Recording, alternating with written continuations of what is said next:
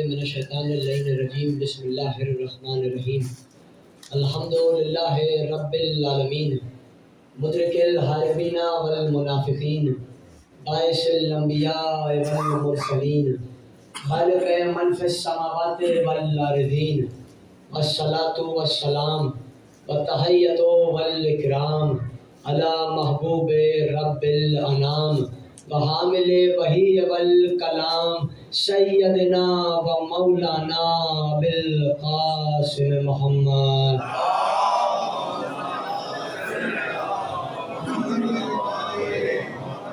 و اہل بیتہ الطیبین الطاہرین المعصومین المظلومین الذین اذهب اللہ عنہم الرجس ویطہرہم تطہیرا.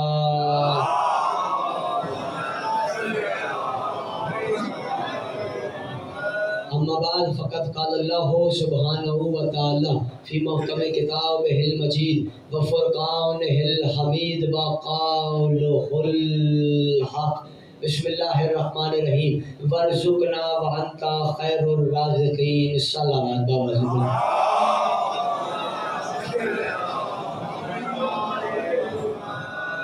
بسم اللہ الرحمن الرحیم.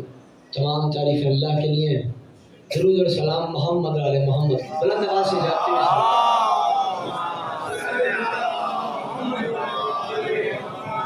1446 ہجری کی آج 20 رمضان ہے. مجلس بسلسلہ شہادت اول العابدین حضرت زاہدین امیر المومنین امام المتقین اصل شرف عین ہدف شاہ مشرقین دلوں کے چین فاتح بدر حنین مولود کعبہ ولی خدا عین اللہ نور اللہ لسان اللہ سر اللہ باب اللہ عبد اللہ اسد اللہ الغالب آیت اللہ العظمیٰ علی ابن ابی طالب. کیا فضائل سماعت فرمائیں گے. میں معذرت چاہتا ہوں آنے میں تھوڑی سی دیر ہو گئی مگر ظاہر ہے کہ وقت جو ہے وہ آل محمد کی قید میں ہے. آپ سب مجھ سے بہتر جانتے ہیں. آیت میں نے پڑھی ہے وارزقنا انت خیر الرازقین. عیسیٰ کہہ رہے ہیں پالنے والے تو رزق دینے والوں میں سب سے بہتر رزق دینے والا ہے. اسی آیت کی وجہ سے دسترخوان والی آیت کہی جاتی ہے. سوال یہی ہے, یہیں سے میں نے فیصلہ کرنا ہے کہ آپ مزید کتنی بیداری میں ہیں. کس بلندی ہے بیداری پہ جو ہے حسین آباد کا مجمع موجود ہے. وہ اس بات پہ کہ جنہیں قرآن میں علی نہیں دکھائی دیتا ہمیں قرآن میں دسترخوان بھی دکھائی دیتا ہے. جنہیں قرآن میں علی نہیں دکھائی دیتا ہمیں قرآن میں دسترخوان بھی دکھائی دیتا ہے. وجہ یہ رسول نے کہا کہ قرآن جو ہے وہ دسترخوان کی مانند ہے. قرآن اللہ کا دسترخوان ہے. آپ کہیں گے ابو طالب صاحب کیا آپ نے جو کتاب میں جملہ کہہ دیا, بھلا قرآن اتنی پاک صاف کتاب ہے, آپ کہہ رہے ہیں کہ قرآن جو ہے وہ دسترخوان کی مانند ہے. اچھے دسترخوان کی نشانی یہ ہے کہ وہاں ہر شے موجود ہوتی ہے. مثال کے طور پہ اگر میں گوشت نہیں کھاتا ہوں تو وہاں دال موجود ہوگی. اگر امن صاحب جو ہے وہ دال نہیں کھاتے ہیں تو وہاں سبزی موجود ہونی چاہیے. یعنی اچھے دسترخوان پہ ہر شے موجود ہوتی ہے. قرآن ہے دسترخوان کی مانند, یعنی قرآن میں سب کچھ موجود ہے. جسے تاریخ چاہیے قرآن سے تاریخ مل جاتی ہے. جسے قصص الانبیاء چاہیے اسے قصص الانبیاء مل جاتے ہیں. جسے علی چاہیے اسے قرآن میں علی مل جاتا ہے.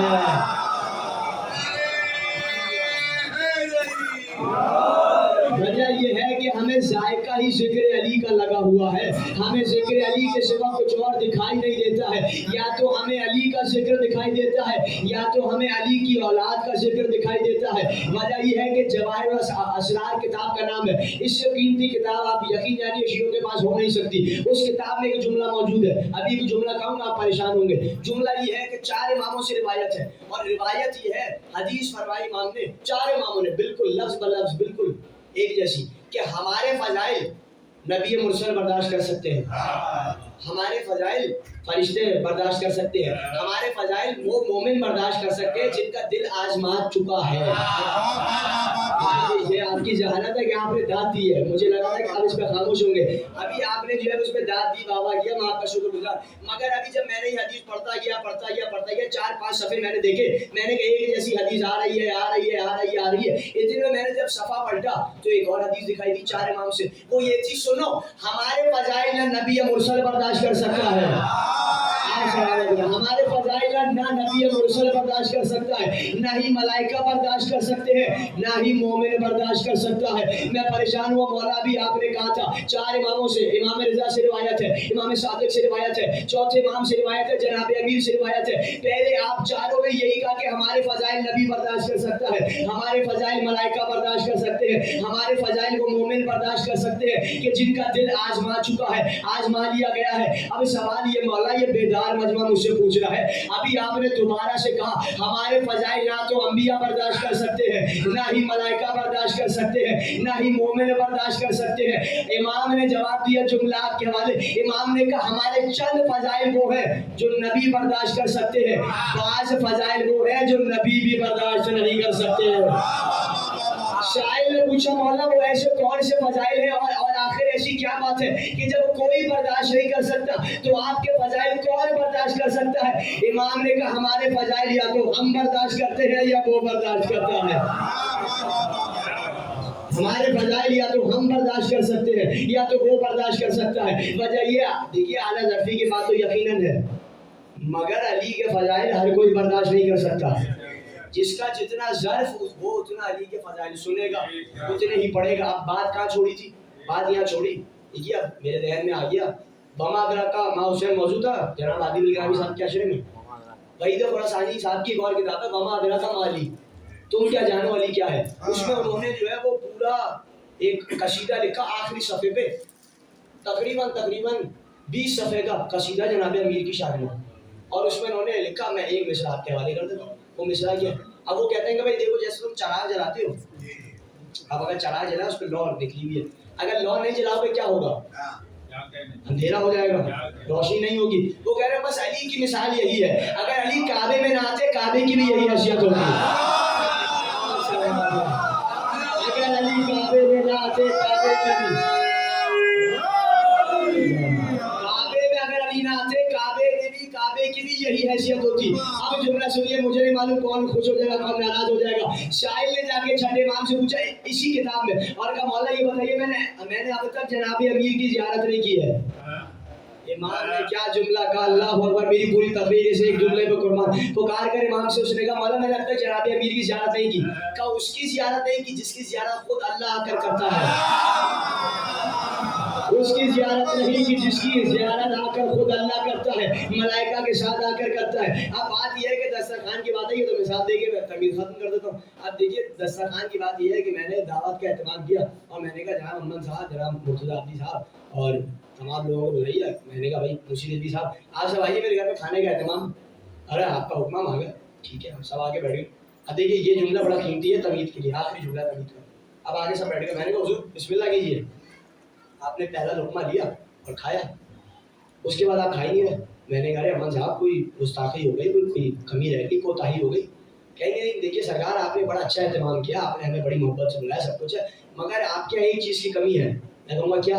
یہ کہیں گے آپ کے یہاں نمک کی کمی ہے، یعنی اگر کھانے میں نمک نہ ہو کھانا پھیکا پڑ جاتا ہے۔ اگر کھانے میں نمک نہ ہو کھانا پھیکا پڑ جاتا ہے۔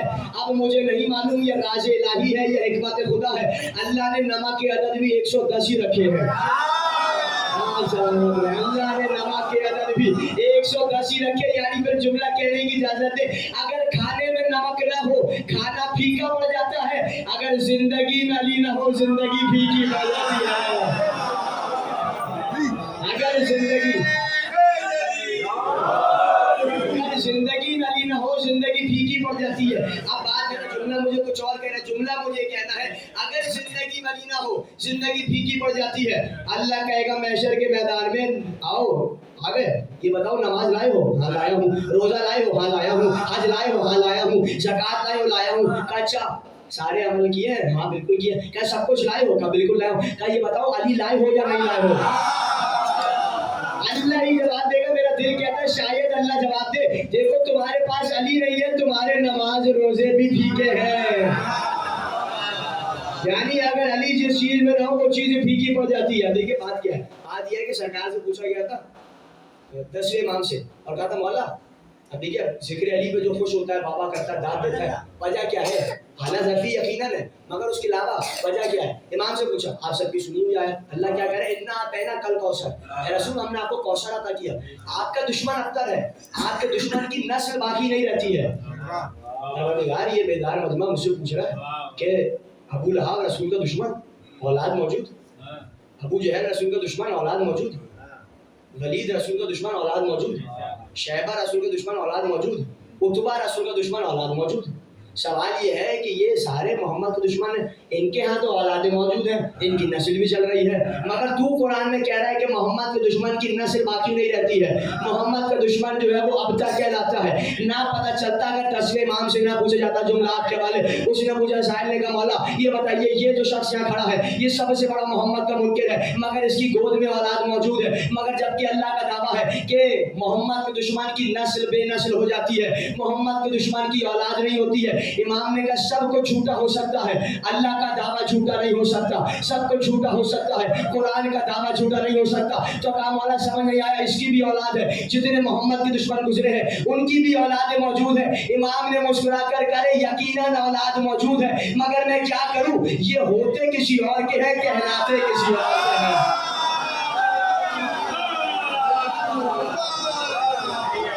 یہ ہوتے کسی اور کے ہیں، کہلاتے کسی اور کے ہیں۔ اب دیکھیے جو ہوتا کسی اور کا ہے، کہلاتا کسی اور کا ہے، وہ بھی فضائل میں شک کرتا ہے۔ اب اس کی جزا، اس کی سزا تو یہ ہو گئی، جزا کا معیار کیا ہوگا؟ ابھی جزا اور کیونکہ پچھلی برس یہی اسی تاریخ پہ، اسی ممبر پہ جزا اور سزا پہ گفتگو کی تھی، تو اس برس میں کہ جزا اور سزا کا معیار کیا ہے کہ جو علی کا چاہنے والا ہے اور جو علی کا منکر ہے۔ جزا پہلے جو ہے وہ سزا سن لیجیے، چلے کر سزا کیا ہے؟ امام کاظم کو بلایا اور کہا بھائی تم کہتے ہو کہ تم جو ہو وہ ہارون نے، کہ تم جو ہو وہ افضل ہو، دلیل دو۔ اس نے سلام کیا رسول کی قبر پہ، اے چچا جان بھائی آپ پر میرا سلام۔ امام نے آگے بڑھ کے کہا اے بابا آپ پر ہمارا سلام۔ سر کہ نہیں سننا، اے بابا آپ پر ہمارا سلام، یہ جملہ کا اچھا بتائیے آپ اپنی افضل ہونے کی دلیل۔ جتنے بھی امام کے لب سے ایک جملہ نکلا، اس نے کہا ٹھہریے آیت مباہلہ نہیں پڑھنی ہے، آیت مباہلہ نہیں پڑھنی ہے۔ امام نے کہا اے بدبخت یہ بتا قرآن تیرے گھر نازل ہوا ہے یا میرے گھر نازل ہوا ہے؟ جبریل تیرے گھر چکی چلانے آتا تھا یا میرے گھر چکی چلانے آتا تھا؟ جبریل تیرے گھر جھولا جھلانے آتا تھا یا میرے گھر آتا تھا؟ کہا مولا یقیناً آپ کے گھر۔ تو کہا اچھا چلو قرآن کی آیت سے نہیں سنتے، یہ تمہارے یہاں جتنے بھی بزرگ ہیں ذرا ان کو بلاؤ جن کی سفید بال ہو، سفید داڑھی ہو، 70-80 برس سے اوپر کے ہو، بالکل بلاؤ۔ کہا واقعہ میں بتاؤں گا تصدیق یہ کریں گے۔ قاسم قزوینی نے اس پورے روایت کو اپنے امام قاسم کی کتاب میں لکھا۔ اچھا بھائی یہ کھڑے ہو گئے، اچھا بھائی دیکھیے بات یہ ہے کہ آپ کو یاد ہے آپ نے اپنے فلاں سے، اپنے اجداد سے، اپنے جو ہے وہ آبا و اجداد سے، اپنے ابا سے، دادا سے، چچا سے، ماموں سے، سب سے سنا ہوگا۔ کیا سنا تھا؟ کیا سنا یہ ہوگا آپ نے کہ محمد جو ہے وہ خطبہ دے رہے تھے، اس دوران کوئی آیا، کسی کا ہاتھ زخمی تھا، کسی کا پیر زخمی تھے، کسی کی پنڈلیاں زخمی تھی، کسی کا بازو زخمی تھا، کسی کا بدن زخمی تھا، کسی کا پیٹ زخمی تھا، کسی کی کمر زخمی تھی۔ کہاں بالکل ایسا ہے۔ کہا ہوا کیا تھا؟ کہ یہودی کا وہاں ایک سگ تھا، اس نے کاٹا تھا۔ تھوڑا سا میرا ساتھ دے، وہاں یہودی کا سگ تھا، اس نے کاٹا تھا۔ اچھا بالکل ایسا ہی ہے۔ اب امام نے کہا اب یاد کیجئے کہ جیسی وہ تمام چلتے رہے، کہا یا رسول اللہ وہاں یہودی کا ایک سگ ہے وہ ہمیں کاٹ رہا ہے۔ تو کہا اچھا بھائی چلو چلتے ہیں۔ اتنے میں سلمان آ گئے وہاں سے۔ کہا سلمان کہاں سے آئے ہو؟ کہا سرکار یہاں سے روز آتا ہوں۔ کہا سلمان کہاں سے؟ کہا سرکار یہاں سے روز آتا ہوں۔ کہا اچھا چلو وہاں چلو۔ وہاں جیسی گئے تو یہودی کے پاس گئے، یہودی نے کہا سرکار آپ نے مجھے بلا لیا ہوتا میں آپ کے پاس آ جاتا۔ یعنی یہودی ہے یہ بات جانتا ہے محمد بلائے تو آ جانا چاہیے، یہودی ہے یہ بات جانتا ہے محمد بلائے تو آ جانا چاہیے۔ اتنے میں کہتے ہیں جیسے ہی وہ چلا فوراً سے، ہاں سچ سامنے تھا۔ اب دیکھیے گا آپ نے جملہ سننا نہیں ہے، جملہ دیکھنا ہے۔ جیسے ہی کہا بھائی میں تجھے اذن دیتا ہوں اللہ کی مخلوق گفتگو کر، ان لوگوں کو تو نے کاٹا ہے، ان لوگوں کو تو نے کاٹا ہے۔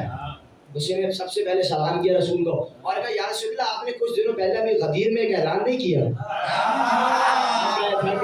یا رسول اللہ ابھی کچھ دنوں پہلے آپ نے غدیر میں ایک اعلان نہیں کیا۔ آپ جانتے ہیں اس جانور سے کون سی آواز نکلتی ہے، آپ اسے بہتر جانتے ہیں۔ میں چاہوں تو جملہ کہہ سکتا ہوں، مگر حسین آباد میں خطابت کرنے کے ایک اپنا ہی مزہ ہے۔ وجہ یہ ہے کہ میں جملہ کہوں گا نہیں، میں جملہ دکھاؤں گا، آپ نے جملہ دیکھنا ہے سننا نہیں ہے۔ صحیح ہے سیسی کا کہ آپ نے ایک اعلان نہیں کیا تھا غدیر میں، من کنت مولا ہو فہذا علی مولا، کہاں بالکل کیا تھا۔ کہا تو یہ بتائیے کہ آپ صرف انسانوں کے مولا ہیں؟ آپ صرف انسانوں کے مولا ہیں؟ کہا نہیں نہیں، صرف انسان اللہ کی جو مخلوق ہے ہم اس کے مولا ہیں۔ تو کہا سرکار پھر میرے بھی مولا ہوئے نا، یہ یہاں سے گزرتے ہیں علی کی شکایت کرتے ہوئے، یہ یہاں سے گزرتے ہیں علی کی برائی کرتے ہوئے، ان سے کہیے میں نے کاٹنا چھوڑ دوں گا یہ علی پہ، ان سے کہیے میں نے کاٹنا چھوڑ دوں گا۔ یہ ہے جزا، یہ ہے سزا۔ اب جزا کیا ہے؟ آخری جملہ، اور بس پھر جو مجھے پڑھنا ہے جو بات آئی ہے، اب جزا کیا ہے؟ یہیں سے تقریر جو ابھی ختم ہو گئی، یہاں یہیں سے جو ہے وہ عادل نگرانی صاحب کی 11 بجے شروع ہو جائے گی، یہیں سے جہاں سے چھوڑوں۔ اب کیا ہے؟ اب بات یہ ہے کہ بھائی جزا چلتا ہوا آیا تاجر، کہا یہ اس نے جو ہے وہ بہت مال کمایا اور سب اس سے حسد کر رہے ہیں، تو پکار کر رسول نے کہا دیکھو جو مال ہماری راہ میں خرچ نہ ہو وہ مال مال نہیں بوال بن جاتا ہے۔ اللہ اکبر، کیا جملہ! وہ مال مال نہیں بوال بن جاتا ہے۔ بس یہ جملہ کہنا تھا۔ میں کہا میں تمہیں آج ایک تاجر بتاؤں کہ جس نے آج اتنی تجارت کی ہے کہ اس کا نفع اتنا ہے اللہ کے پاس کہ اگر وہ چاہے تو 10,000 آدمی بچوائے گا بھی اور ان کو جنت بھی لے کر جائے گا۔ کہا کون ہے؟ کہا منکم، تم میں سے۔ کہا اچھا، جو پہلا شخص چلتا ہوا آئے گا وہی ہوگا۔ سب دوڑے دوڑے گئے، دوڑے دوڑے گئے۔ دیکھیے دوڑنے کی عادت تھی، آپ یہ آپ کی ذہانت ہے کہ آپ نے جملہ سمجھ لیا، مجھے کچھ اور، میں کسی اور مقصد سے کہہ رہا تھا۔ دوڑنے کی عادت تھی۔ رسول نے کہا تھا بھائی جس نے آج علی کے آنے کی خبر دی میں اسے جنت کی بشارت دوں گا۔ دوڑے دوڑے سب گئے نا جنت جنت جنت جنت جنت جنت، دوڑے دوڑے گئے۔ سلمان بیٹھے رہے، کہا سلمان تم کیوں نہ گئے؟ تو کہا تمہاری طرح احمد تھوڑی ہوں، تم جنت کی بشارت تو گئے ہو، جنت کا مالک میرے برابر میں بیٹھا ہوا ہے، جنت کا مالک میرے برابر میں۔ یعنی معرفت کی بات ہے۔ آپ دیکھیں جنت جنت جنت، ارے بھائی جنت چاہیے جنت چاہیے جنت چاہیے بھائی جنت چاہیے، یہ کر رہا جنت جنت۔ اب آپ مثال ابھی ظاہر ہے آپ لوگوں کا روزہ ہے، آپ سب جو بھوکے ہوں گے، اب آپ روزہ کر چکے، افطار کر چکے، اب آپ یہاں تک فل ہے۔ میں نے کہا حضور یہ میں آپ کے لیے فلاں چیز لایا ہوں، کھائیں گے؟ مثال طور پہ میں محمد صاحب سے کہوں، میں نے کہا حضور یہ آپ کے لیے لے کر آیا، آپ کھائیں گے؟ یا میں مرتضیٰ عابدی صاحب سے کہوں یہ آپ کے لیے لے کر آیا، یہ ہے کہ بھائی یہاں تک فل ہے، کھا ہی نہیں سکتے۔ یعنی جو چیز حاصل ہو جائے اس کے پیچھے بھاگا نہیں جاتا ہے۔ علی والوں کے لیے علی کی فضیلت، علی والوں کو ان کی فضیلت کیا بھائی؟ اگر جو چیز حاصل ہو اس کے پیچھے بھاگا ہی نہیں جاتا۔ بھائی اگر میں کھانا کھا چکا ہوں تو میں دوبارہ نہیں کھاؤں گا، میں حاصل کر چکا ہوں کھانے کو۔ بھائی یہی بتانا ہے جنت علی والے حاصل کر چکے ہیں، اس کے پیچھے بھاگنا نہیں ہے۔ تبھی ایک ہندو شاعر نے میں نے آج سے 12 برس پہلے کسی محفل میں سنا تھا، اور وہ شعر یہ تھا کہ جنت بلا رہی تھی ہمیں ہاتھ جوڑ کر، مدح ابو تراب سے فرصت نہیں ملی۔ یعنی ہمیں جنت کی تما نہیں ہے، ہمیں جنت کی لالچ نہیں ہے۔ بھائی جنت کے مالک کو دیکھ لیں گے، ہمارے لیے یہی جنت ہو جائے گی۔ اب یہ اس کی تفصیل رات میں عرض کروں گا۔ اب کہا کہ اچھا وہ تاجر چلتے ہوئے دوڑتے، اچھا بھائی تم ہی؟ ارے یہ تو بڑا ہی دہاڑی دار مزدور ہے، اس کے تو کپڑے بھی جو ہے وہ پھٹے ہوئے۔ کہا بھائی تمہیں اپنا مرتبہ نہیں معلوم؟ کہا کیا ہوا؟ کہا ایسا ایسا کہا ہے سرکار نے۔ کہا بھائی میں تو دہاڑی دار مزدور ہوں، میں تو آج صبح اٹھ بھی نہیں سکا، میری تو مزدوری بھی رہ گئی۔ کہا چلو محمد کے پاس چلو، سرکار کے پاس لے کر چلے۔ جیسی وہاں چلے جانے کے بعد میں سرکار یہی ہے؟ کہا ہاں ہے تو یہی، توجہ، کہا ہے تو یہی۔ کہا اتنے میں کہا کہ یہ تو کہہ رہے میں نے ایسا کچھ کیا نہیں۔ رسول نے کہا بھائی کیا کیا تم نے؟ کہا سرکار آپ مجھ سے بہتر جانتے ہیں، میں دیہڑی دار مزدور ہوں، میں تو صبح اٹھ بھی نہیں سکا، میری مزدوری بھی رہ گئی۔ کہا اس کے بعد بتانا تو نے پھر کیا کیا؟ جملہ آپ کے حوالے۔ اس نے کہا سرکار میں صبح دیر سے اٹھا، میری دہاڑی رہ گئی تھی، میں نے کہا بھائی دیکھیں دہاڑی تو ہوگی نہیں، بچے میرے بھوکے رہیں گے، تو میں نے سوچا کہ آپ کی حدیث تھی النظر علی وجہ علی عبادہ، میں نے آگے بڑھ کے روزی چھوڑ کر میں علی کے چہرے کو دیکھنے چلا گیا۔ مجھے یاد آیا آپ نے کہا تھا علی کا چہرہ دیکھنا عبادت ہے۔ رسول نے کہا جتنے قدم جتنی سانسیں تو نے علی تک جانے میں لی ہے، تو اتنے بندے بخشوائے گا بھی، جنت بھی لے کر جائے گا۔ یہ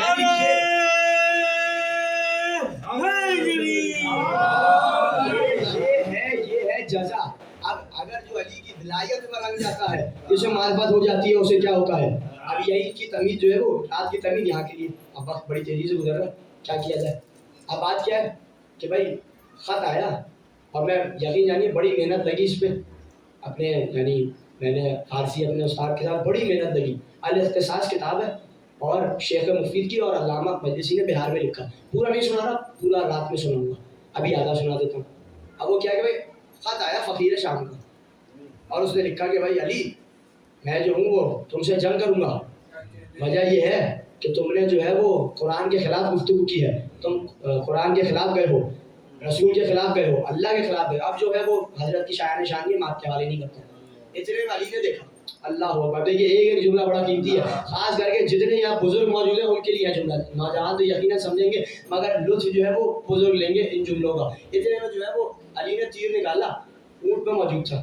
علی نے خون سے خط لکھا، پکار کے کہا یہ خط ہے علی ابن ابی طالب پدر حسین ابن علی پدر حسن ابن علی امیر المومنین کا و قاتل اخی کا و ابی کا و خالو کا. اس علی اس امیر المومنین کا خط ہے جو تیرے باپ کا بھی قاتل ہے، تیرے دادا کا بھی قاتل ہے، تیرے چچا کا بھی قاتل ہے، تیرے ماموں کا بھی قاتل ہے. سن فقیر شام، تو علی سے لڑنا چاہتا ہے، سن علی کا نہ بازو تھکا ہے نہ ذوالفقار کو زنگ لگا ہے. اب سنیے گا، آگے سنیے گا. علی کا نہ بازو تھکا ہے، نہ ہی ذوالفقار کو زنگ لگا ہے، نہ ہی علی نے اپنا قرآن بدلا، نہ ہی علی نے رسول بدلا، نہ ہی علی نے اپنا خدا بدلا. لگتا ہے شاید تو بدر بھول گیا ہے. دیر بعد دیکھیے ایسے ہی سننا ہے آپ نے، جیسے میں آپ کو سنا رہا ہوں ویسے ہی سننا ہے آپ کو. لگتا ہے شاید تو بدر بھول گیا ہے. اتنے میں علی نے خط مکمل کیا اور کہا بھائی ترما کو بلاؤ، ترما ہے. کہا ترما یہ خط جاؤ اور جلدی جاؤ، جلدی لے کر آؤ جواب. کہا مولا صرف جواب بھی لانا ہے یا گردن سے پکڑ کے سر بھی لانا ہے؟ کہا جواب دیکھیے اس ایک جملے کی اشارہ رات میں کروں. کہا آپ کو صرف جواب لانا ہے یا پھر گردن سے پکڑ کے سر؟ کہا دیکھو بھائی صرف سر لانا ہے، صرف جواب لانا ہے. وجہ یہ ہے کہ حکمت الہی ہے. ترما نے امامہ کھولا، اللہ اکبر. مجھے معلوم آپ سنیں کیسے سنیں گے. امامہ کھولا، کھولنے کے بعد علی کا خط اپنے سر پہ رکھا، امامہ باندھا، چلتا ہوا. ایسے ترما جو ہے وہ بڑے بلند قامت تھے. اب یعنی ناخے پہ سوار ہو تو بڑے بلند قامت.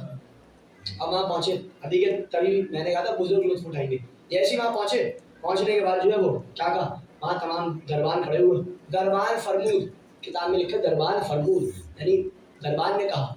کہنے کہ اس کا مذاق اڑاتا ہے، یہ وغیرہ کوئی آیا ہے، بدو آیا ہے، یہ کوئی اتنا طویل قامت ہے، لمبا قد ہے اس کا. کہ اس کا مذاق کرتے ہیں. کہاں بھائی بتاؤ بھائی آسمانوں پہ کیا خبر ہے؟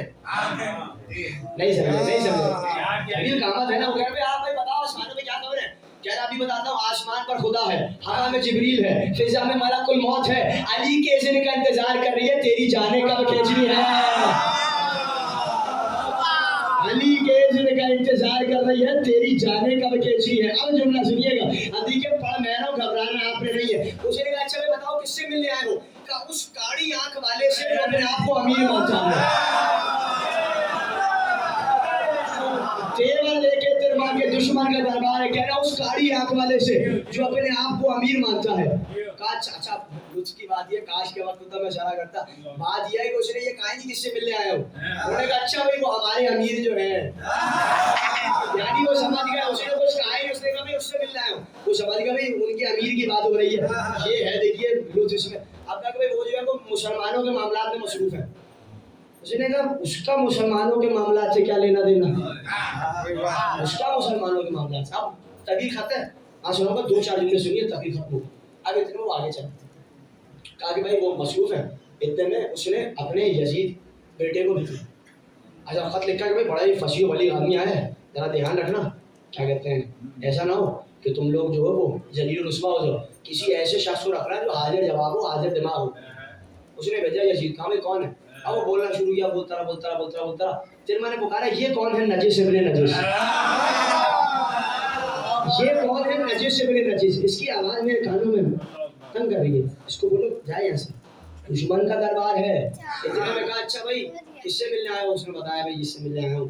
اور وہ آگے گیا. جیسے وہاں پہنچا، پہنچنے کے بعد کہا کہ اچھا بھائی کام کرو، نالین اتارو اور ناکہ باہر باندھو. ترما نالین سمیت ناکے سمیت دربار میں داخل ہوا. ارے تمہیں شرم نہیں آئی؟ ہم نے کہا نالین اتارو، تم ناکہ بھی لے کر آ گئے. کہہ رہا یہ کون سی وادی مقدس ہے، تو کون سا خدا ہے؟ نہیں سمجھے. یہ کون سی وادی مقدس ہے اور تو کون سا خدا ہے؟ سن یہ میرے پاک پیسوں کی خریدی ہوئی نالین ہے، میں تیرے نجس فرش پر رکھنا پسند نہیں کرتا ہوں. یہ میرے حلال پیسوں کی کمائی ہے. تیرے میں آگے چلا. اب وہ بہت طویل ہے.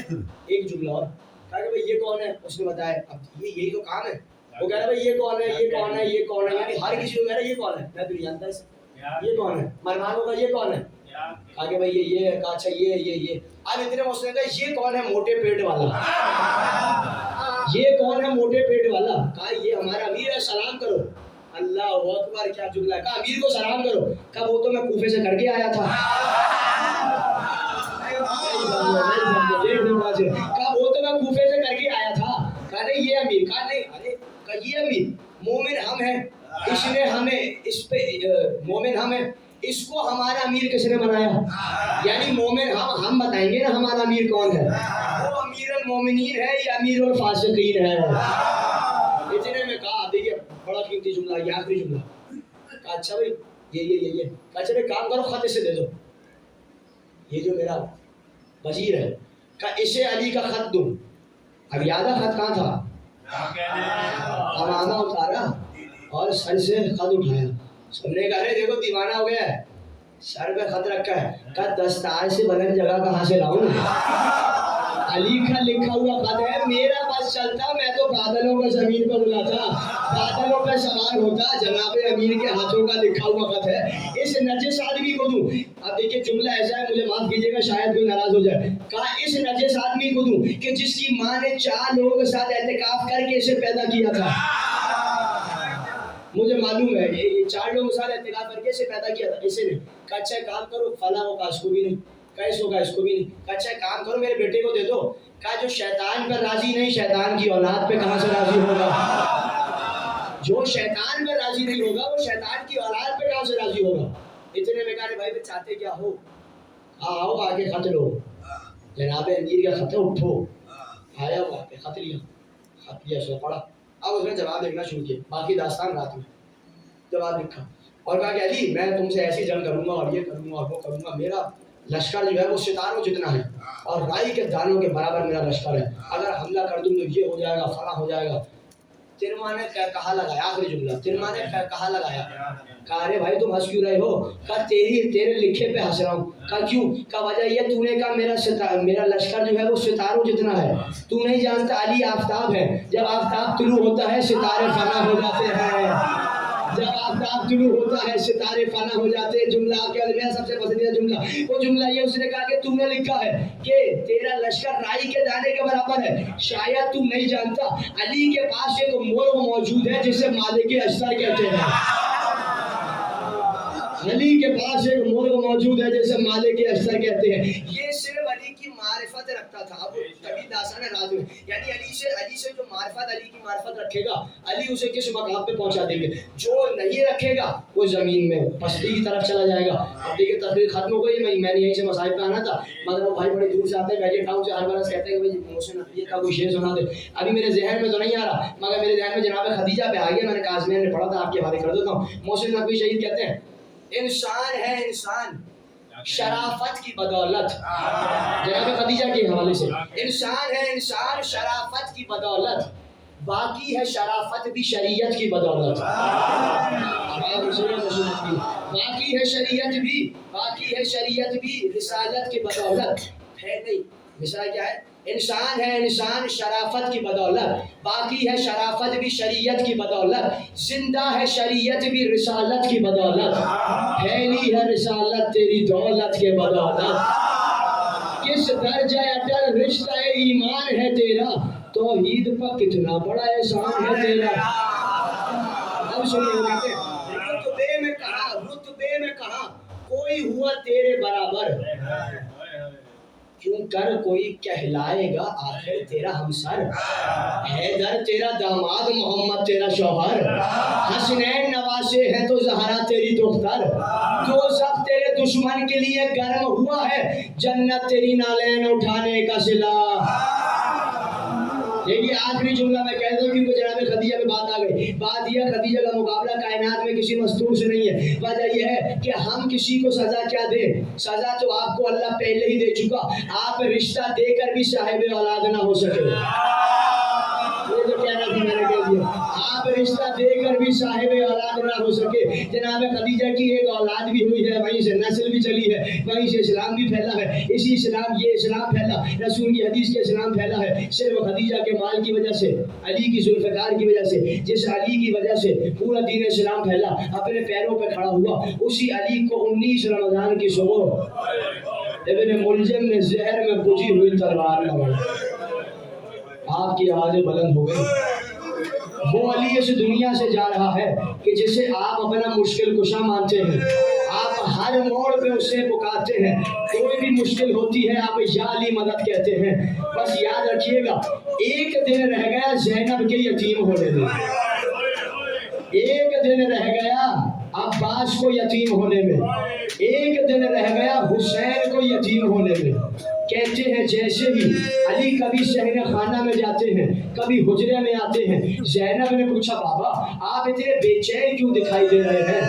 कहा ज़ैनब वो रात आ गई जिस रात के बारे में रसूल अल्लाह खबर कर गए थे, आसमान की सुर्खी यही बता रही है। इतने में कहा ज़ैनब अभी एक आवाज़ तुम लोगों के कानों तक आएगी, तुम लोग मसरूफ हो जाओगे, कहीं ऐसा ना हो ये मुर्गाबियाँ प्यासी रह जाए। इनका अगर ख्याल रख सको तो अपने घर में रखना, वरना इन्हें आज़ाद कर देना। मैं हाथों को जोड़ के कहूँ मौला, आज 40 हिजरी में आपको मुर्गाबियों की प्यास की फिक्र है, यही 61 हिजरी होगा हुसैन के खैमों से अला तश की आवाज़ें आ रही होंगी, हुसैन के खैमों से अला तश की आवाज़ें आ रही होंगी।